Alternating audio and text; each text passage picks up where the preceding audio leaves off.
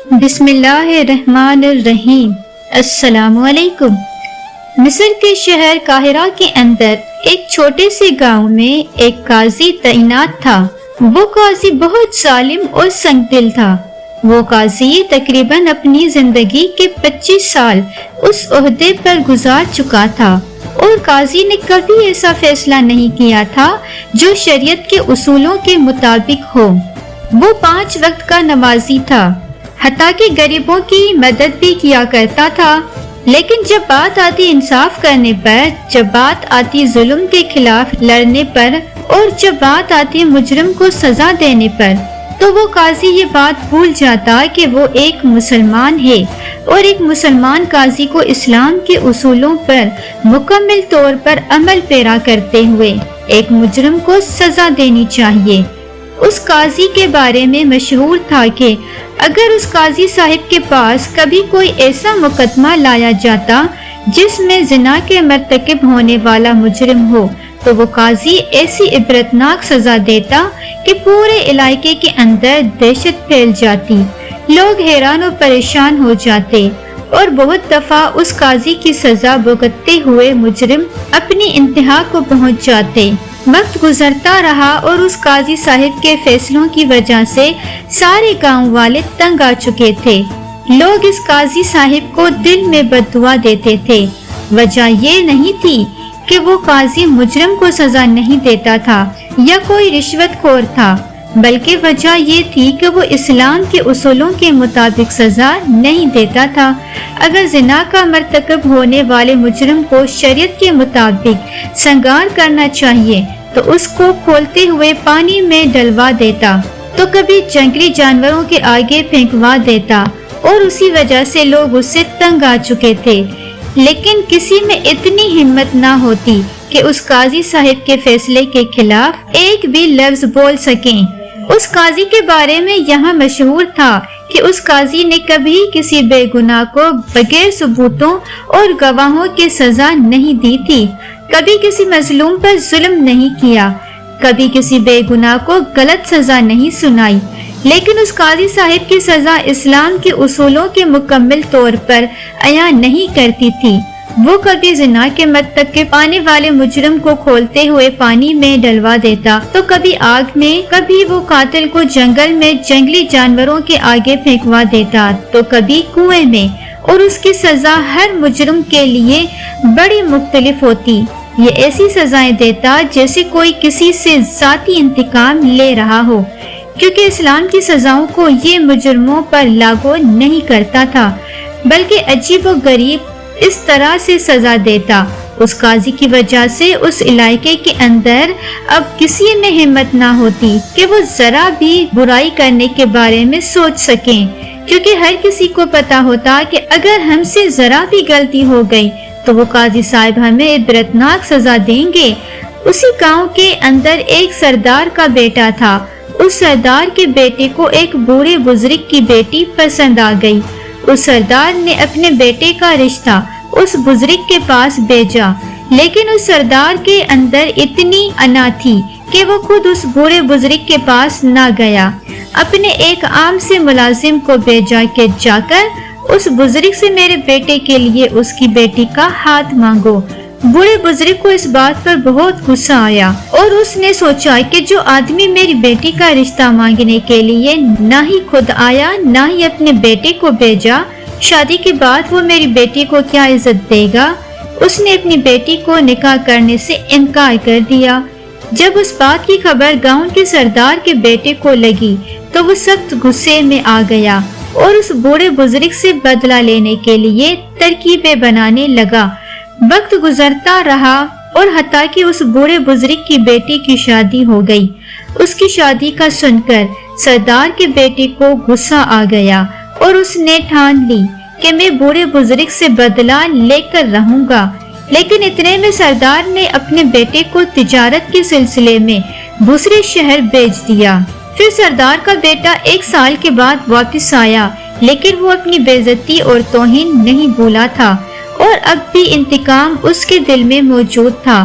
وہ بوڑھا بزرگ بازار کے اندر ایک تاجر کے پاس سامان اٹھانے کا کام کرتا تھا۔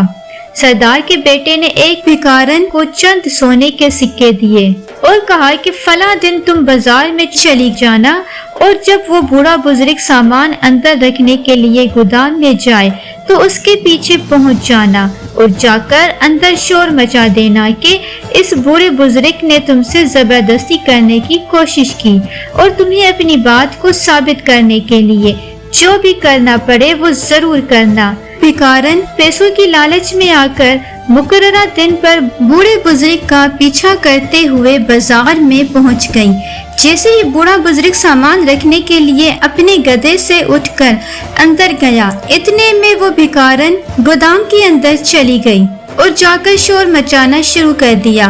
उसके चीखों पुकार को सुनकर जब बाजार वाले ताजिर अंदर गए तो उस भिखारन ने अपने सीने से कपड़े फाड़े हुए थे और उसको कहा कि इस बूढ़े बुजुर्ग ने मुझे सिक्कों की खातिर अंदर बुलाया और जब मैं अंदर गई तो उसने मुझे खींच लिया और मेरे साथ जबरदस्ती करने लगा और अपने फाड़े हुए कपड़े दिखाने लगी। ये सुनकर बूढ़ा बुजुर्ग उसी वक्त जमीन पर गिर पड़ा और कहा, ए ताजिर, मैं आपको ऐसा लगता हूँ? क्या मैंने कभी किसी औरत की तरफ बुरी नजर उठाकर देखा? मेरी खुद एक नौजवान बेटी है, मैं ऐसा नहीं कर सकता। लेकिन उस लड़की ने इतनी चालाकी से ये सब कुछ किया कि कोई भी आम आदमी ये सब देखकर उस बूढ़े बुजुर्ग को बेगुनाह नहीं समझ सकता था। ताजिरों ने उस बूढ़े बुजुर्ग को पकड़ा और काजी साहब के पास ले गए। काजी साहब ने तमाम ताजिरों से गवाही ली और सबूतों को मद्देनजर रखते हुए उस बूढ़े बुजुर्ग को एक अजीब व गरीब सजा सुना दी। उस बूढ़े बुजुर्ग की सजा सुनकर सारे गांव वाले हैरान हो गए। काजी साहब ने हुक्म दिया कि इस बूढ़े बुजुर्ग को जेल के अंदर बंद कर दिया जाए और उस जेल में इस बूढ़े बुजुर्ग को भूखा रखा जाए और उस बूढ़े बुजुर्ग को उसके मरते दम तक एक लुकमा भी खाने के लिए नहीं दिया जाएगा। उसकी बस यही सजा है। जब बूढ़े बुजुर्ग की बेटी ने अपने बाप के बारे में सुना तो उसी वक्त दौड़ती हुई आई और कहा, काजी साहब, आप इंसाफ करें, मेरे बाबा ऐसा नहीं कर सकते।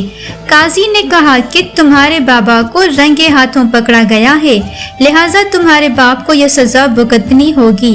इतने में उस बूढ़े बुजुर्ग की बेटी ने कहा, काजी साहब, आपने मेरे बाप को सजा तो सुना दी, लेकिन आप मुझे मेरे बाबा से दिन में एक बार मिलने की इजाजत दें। काजी साहब को उसकी बेटी पर रहम आ गया और काजी साहब ने सिपाहियों को हुक्म दिया कि इस बूढ़े बुजुर्ग की बेटी को एक दिन मिलने के लिए इजाजत दी जाती है, लेकिन जब ये जिंदान में अपने बाप को मिलने के लिए आएगी तो उसकी मुकम्मल तलाशी ली जाएगी ताकि ये अपने बाप के लिए खाने के लिए कुछ ना ला सके। हता कि काजी साहब ने इतना भी हुक्म दिया कि इस औरत के मुंह को भी चेक किया जाएगा। हो सकता है ये अपने मुंह में कुछ डाल कर लाए जिससे ये किसी को नुकसान न पहुंचा सके। उस बूढ़े बुजुर्ग को जिंदान में डाल दिया गया और वो बूढ़ा अब दिन ब दिन भूख की वजह से कमजोर होने लगा।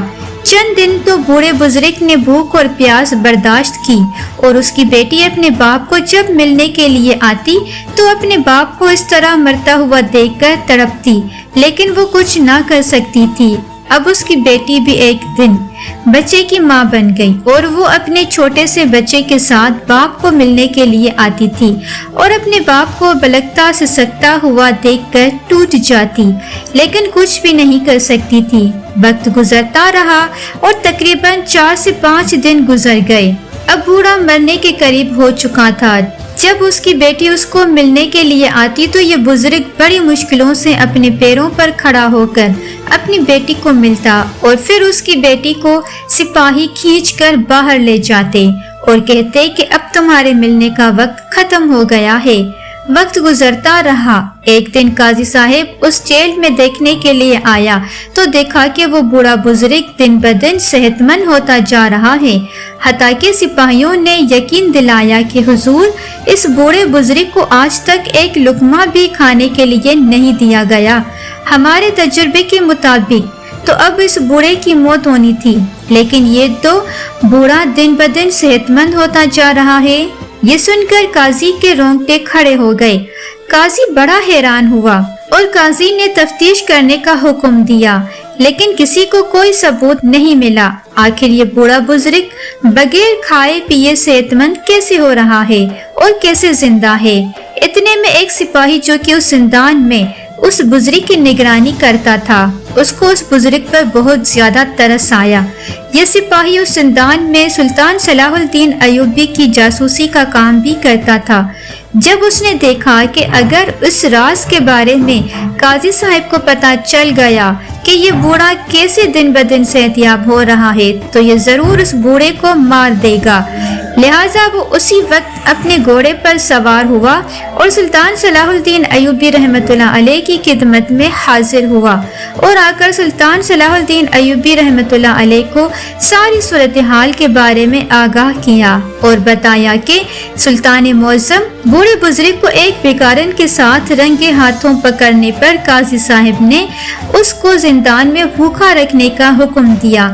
4 दिन तक तो बूढ़ा बुजुर्ग मरने के करीब पहुंच चुका था, लेकिन अचानक ऐसा हुआ कि अब वो बूढ़ा सेहतमंद होता जा रहा है।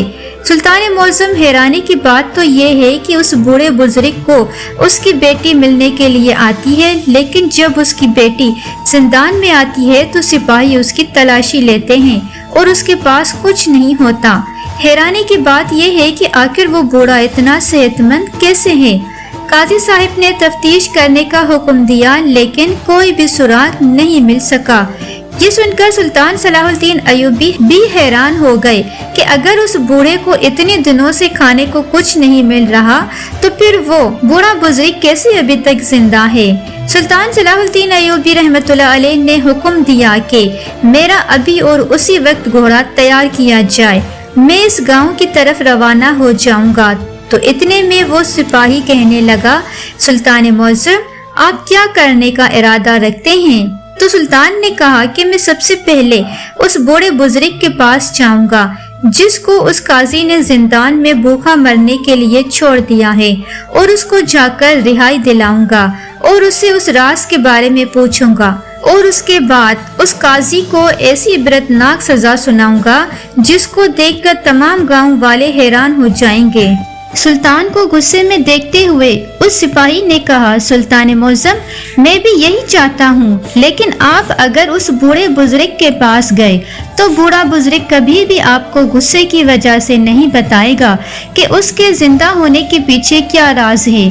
लिहाजा मैं यही चाहता हूँ कि आप मेरी जगह भेस बदल कर उस जिंदान में जाएं और उस राज के बारे में मालूम करें कि आखिर इतना ज्यादा मुहासरे के बावजूद, इतने सिपाहियों के बावजूद आखिर वो बूढ़ा बगैर खाए पिए कैसे जिंदा है।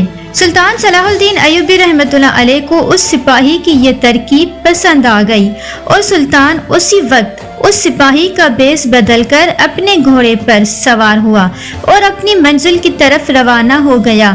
जब सुल्तान सलाहुद्दीन अय्यूबी रहमतुल्लाह अलैह उस जिंदान में पहुंचे तो किसी को भी भंक न हुई कि एक सिपाही की जगह सुल्तान मौजूद है।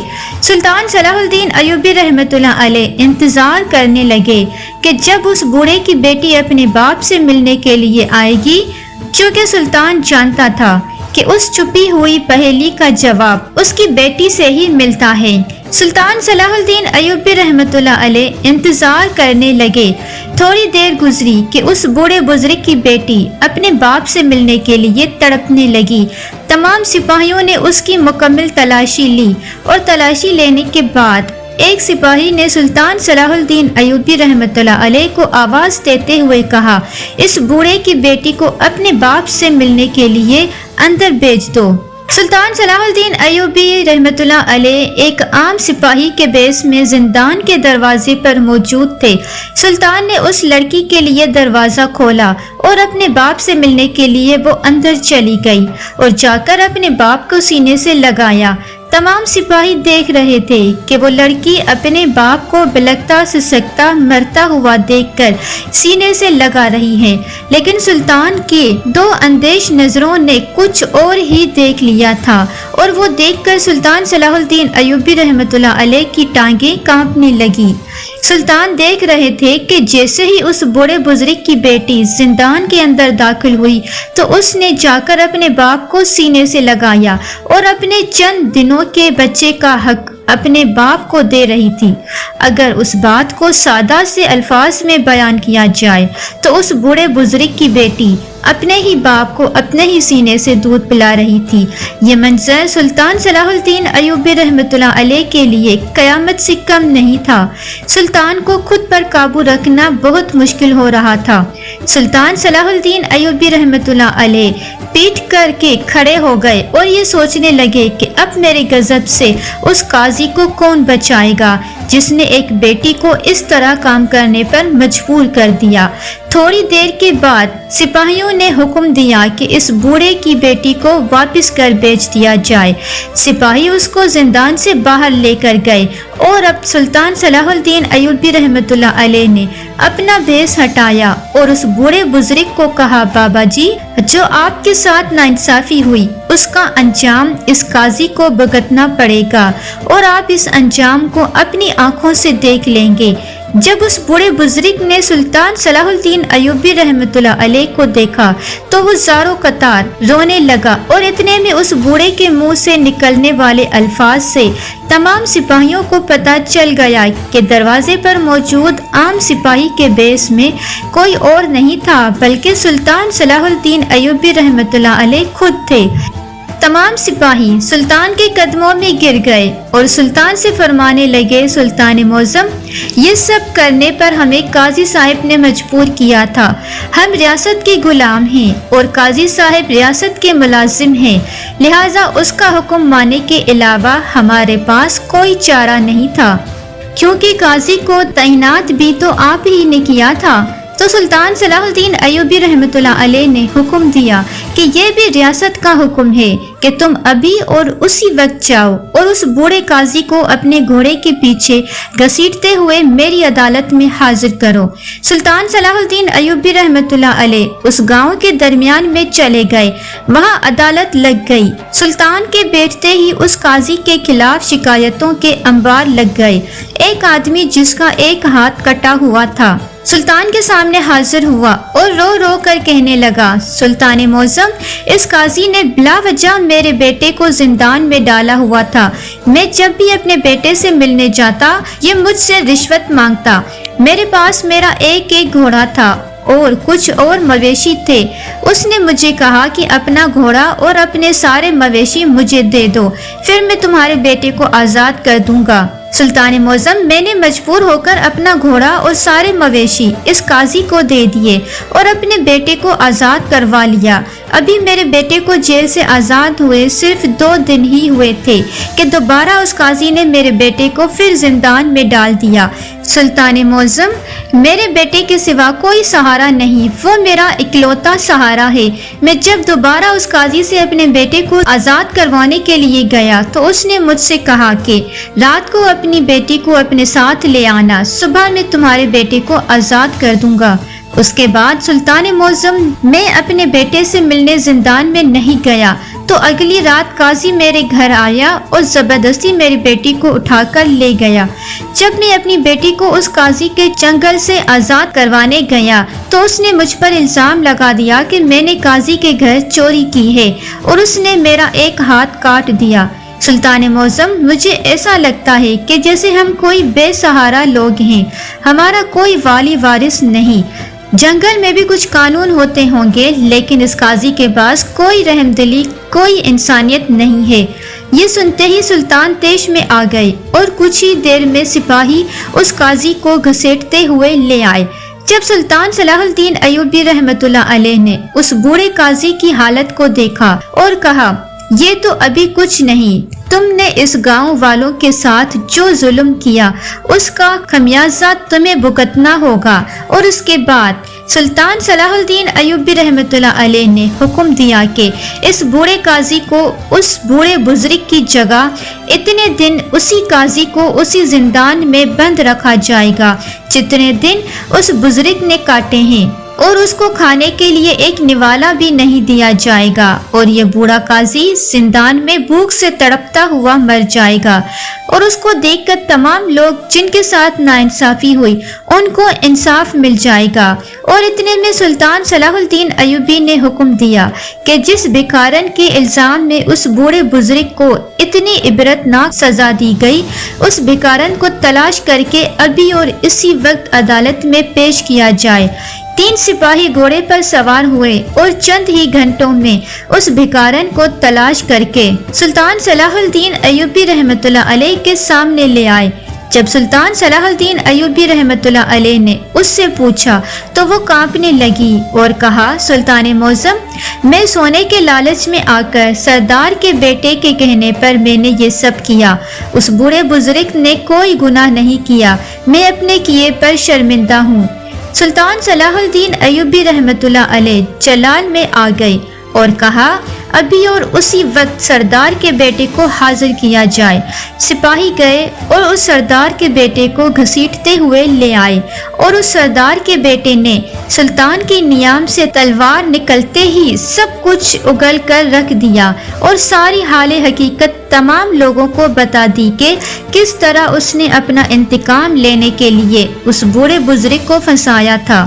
اور اس کے بعد سلطان صلاح الدین ایوبی رحمۃ اللہ علیہ نے حکم دیا کہ اس سردار کو اور اس کے بیٹے کو 3 سال قید کی سزا بامشقت سنائی جاتی ہے، اور جس آدمی کا اس قاضی نے ہاتھ کاٹا تھا وہی آدمی اس قاضی کا ہاتھ کاٹے گا، اور اس آدمی کی بیٹی سے قاضی کی بیٹے کی شادی کروائی جائے گی۔ یہ دیکھ کر گاؤں والے بہت خوش ہو گئے اور اس بوڑھے قاضی کو سپاہی گھسیٹتے ہوئے زندان میں جا کر ڈال دیا۔ لیکن وہ راز سلطان کے ابھی تک دل میں موجود تھا کہ اس قاضی نے کس طرح اس نومولود بچے کی ماں کو اپنے ہی بچے کا دودھ اپنے باپ کو پلانے پر مجبور کر دیا۔ سلطان صلاح الدین ایوبی رحمۃ اللہ علیہ کو دیکھ کر اس بوڑھے بزرگ کی بیٹی اور وہ بوڑھا سر جھکائے کھڑے ہو گئے، کیونکہ وہ بھی جان چکے تھے کہ سلطان صلاح الدین ایوبی رحمۃ اللہ علیہ کو پتہ چل چکا ہے کہ بوڑھا بزرگ زندان میں اتنے دن کھائے پیے بغیر کیسے زندہ تھا۔ تو سلطان صلاح الدین ایوبی نے اس لڑکی کو اپنے پاس بلایا اور اس کے سر پر ہاتھ رکھتے ہوئے کہا، اے بیٹی، میں تیرا گناہگار ہوں، کیونکہ میں تمہارا حاکم ہوں اور میرے ہوتے ہوئے یہ قاضی تم پر ظلم ڈھاتا رہا، لیکن تم نے جو کیا تم نے اپنے باپ کی جان کو بچانے کے لیے کیا، لہٰذا تمہیں سر جھکا کر نہیں کھڑے ہونا چاہیے، سر تو اس ظالم قاضی کا جھکنا چاہیے جس نے تم جیسے غریبوں کے ساتھ یہ سب کچھ کیا۔ اور اس کے بعد سلطان صلاح الدین ایوبی رحمۃ اللہ علیہ نے اس بوڑھے بزرگ کے لیے سرکاری خزانے سے وظیفہ مقرر کر دیا اور اس بوڑھے بزرگ کو انعام و اکرام سے نواز کر بھیج دیا۔ اس واقعے سے یہ ثابت ہوتا ہے کہ جب تک کوئی مظلوم قوم اپنے ظالم حاکم کے خلاف آواز نہیں اٹھائے گی تو وہ ظالم حاکم اور ظالم قاضی اس عوام کو کیڑے مکوڑوں کی طرح کچلتے رہیں گے۔